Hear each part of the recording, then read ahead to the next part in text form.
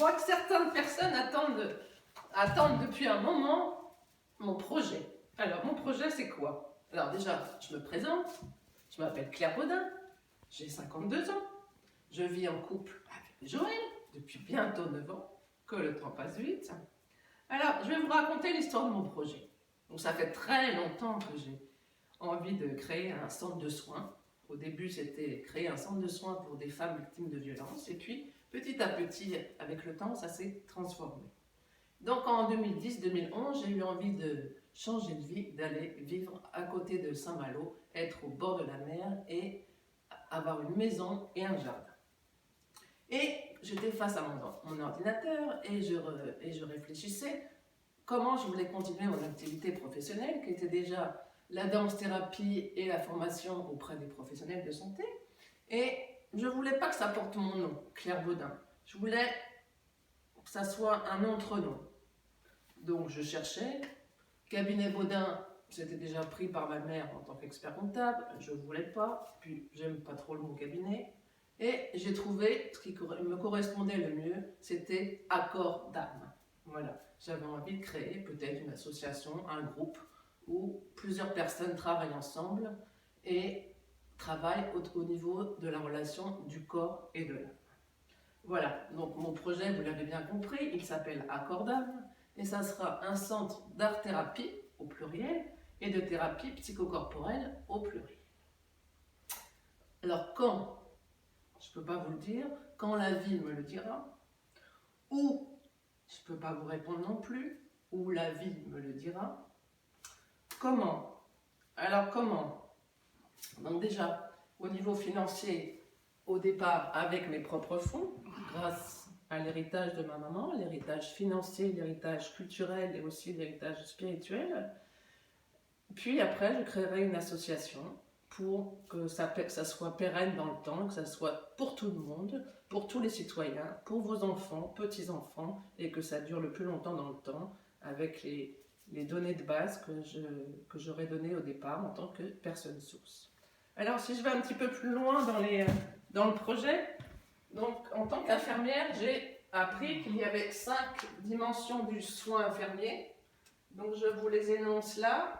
Brièvement, donc la maintenance, la prévention, le curatif, réhabilitatif et palliatif. Donc moi je souhaite travailler surtout au niveau de la maintenance, c'est-à-dire d'une santé suffisamment équilibrée, et de la prévention des maladies, des accidents, des épidémies. Dans le curatif, donc j'ai noté que c'est surtout à base de traitements chimiques, médicamenteux ou radiothérapiques, ou naturels par les plantes, et aussi les traitements manuels dispensés par les kinésithérapeutes, les ostéopathes, et aussi les professeurs de yoga, qigong. Donc certainement on travaillera avec les traitements manuels. J'inviterai des kinés, des ostéopathes à venir dans mon centre, des professeurs de yoga, de qigong, mais ça peut aussi rentrer dans la case prévention. Hein, voilà. Donc, qu'est-ce que j'entends par prévention? Qu'est-ce que nous devons travailler pour essayer d'être en bonne santé, la meilleure possible? On travaille l'écoute de soi, le travail sur les émotions, le travail sur l'alimentation, le travail sur le corps, le travail sur nos pensées. J'insisterai aussi sur la communication. La communication, pour moi, c'est beaucoup l'utilisation des mots. Qu'est-ce que j'utilise comme mots? Faire attention aux mots que j'utilise.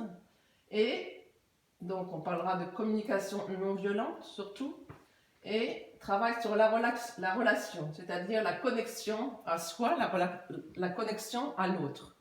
Et je trouve que toutes les danses se prêtent très bien à ce travail-là. Voilà. Voilà. Alors, donc, juste une précision aussi au niveau philosophie et finance. Quand je dis que je travaillerai avec des kinés ostéopathes, oui, mais hors du système de santé actuel de la sécurité sociale. Peut-être ça ne va pas plaire à tout le monde, mais tant pis, j'assume. Donc, mais ne vous inquiétez pas, chaque professionnel qui viendra travailler dans le centre devra mettre au point un barème qui soit équitable et juste pour tous, c'est-à-dire en fonction des revenus de chacun, bien évidemment.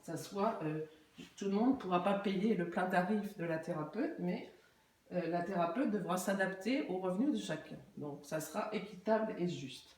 Voilà. Bah, écoutez, j'en ai terminé. En attendant que la création du centre se fasse, vous pouvez lire un livre très intéressant de Marie-Françoise Collière, Soigner le premier art de la vie, aux éditions Masson.